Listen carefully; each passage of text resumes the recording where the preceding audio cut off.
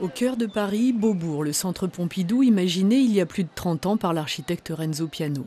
À 2 pas de là, les élus d'Amiens et les responsables techniques du projet de la Citadelle ont rendez-vous avec les équipes de l'architecte. Après les étapes d'avant-projet, on discute aujourd'hui du projet lui-même. C'est important d'avoir justement cet échange qui est continu, je le rappelle, et c'est l'objectif de la conduite du projet, c'est justement de savoir que l'on est toujours dans les clous en fait, de l'opération. La difficulté, c'est de tenir les budgets prévus, malgré les aléas.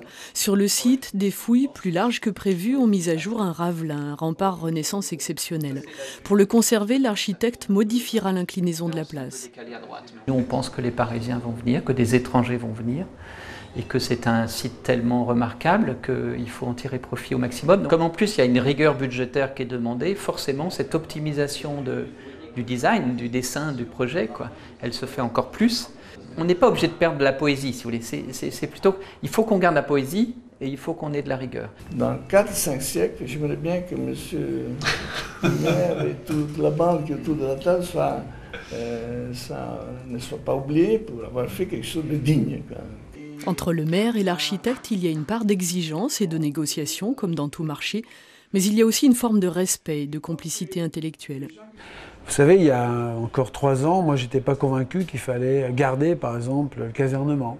Parce qu'il y avait des débats, ça allait coûter cher, les voûtes, voilà. Et puis Renzo Piano nous a convaincus, il démontre que ça devient au contraire un élément fort du programme. Voilà, moi j'étais convaincu au départ de la place, qui devait être un lieu de vie. Je ne voyais pas trop le sens du bâtiment. Dans le dialogue, on a fini par être complètement convaincu, vous voyez, comme quoi on change d'avis. Au cœur des discussions aussi, les délais. Chaque semaine de retard est déjà un enjeu.